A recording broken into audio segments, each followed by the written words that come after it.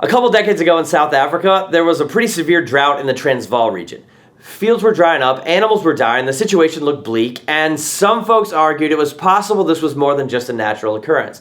They thought maybe it was a supernatural one in response to this bohemian free-love nudist resort that had just been opened up by a guy named Beau Brummel.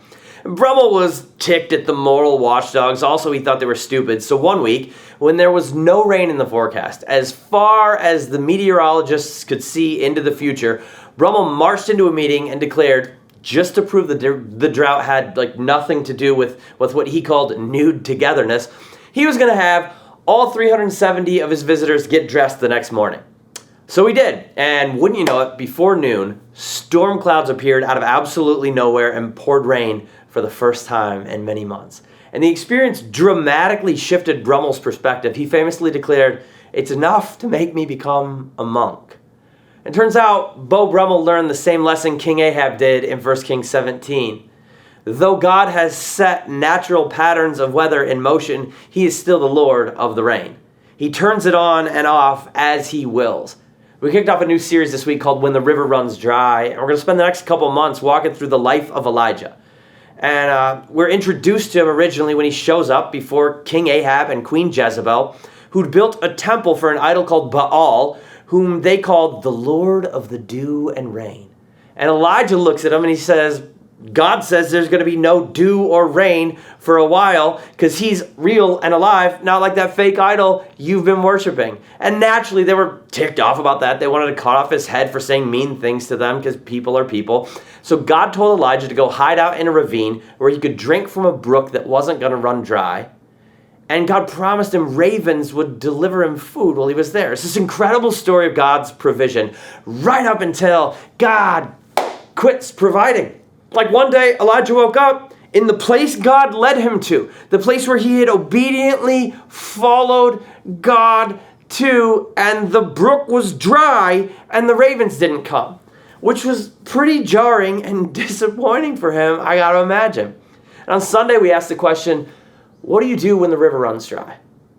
What do you do when something you relied on for provision stops providing? What do you do when something you relied on for security is no longer a source of it? Like whether it's a job or a relationship, a skill, or anything else, how do you navigate the reality that sometimes stuff you've counted on just goes away? Sometimes in life, the river runs dry. And it's not simple, but I think the answer is you start by understanding why God maybe stopped up that provision. Because sometimes his blessings come with an expiration date, just like they did for Elijah. And it's helpful to know why. And it happens because God loves you too much to let his provisions become a problem in your life. And provisions become problems in two ways. Number one, provisions become a problem when we forget the source of our blessings. When our trust migrates from the giver to the gifts, from the rainmaker to the river, the blessings are problematic because forgetting God is destructive to our souls. And so sometimes God turns off the flow because our faith needs to grow. We need to be reminded that he is the source of every good thing.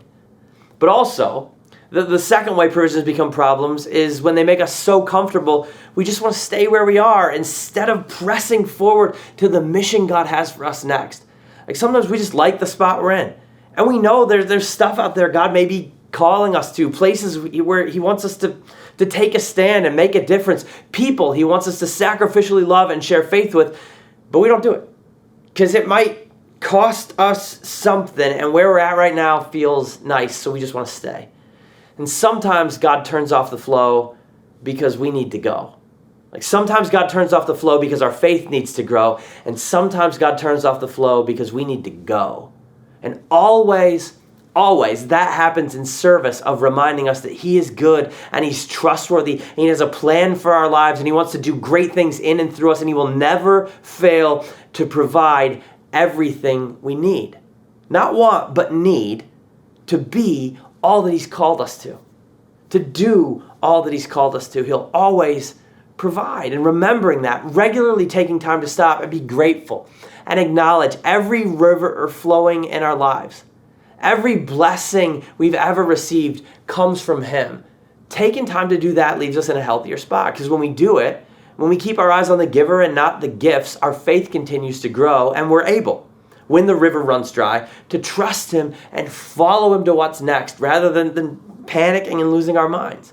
You guys, remembering that he is the source allows us to navigate both full rivers and dry riverbeds with the kind of joy and hope we were made for.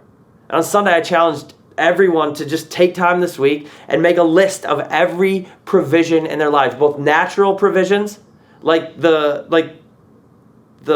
brook that Elijah drank from, and supernatural provisions like the birds who showed up and fed him. So I challenge you this week, if you haven't done it yet, take 10 minutes. Write down the supernatural stuff, the ravens that are showing up with food in your life, and the natural stuff, the rivers that are flowing for you to drink from in your life, and then stop and thank God for every single one of those, because when our gratitude is aimed in the right direction, it changes the game.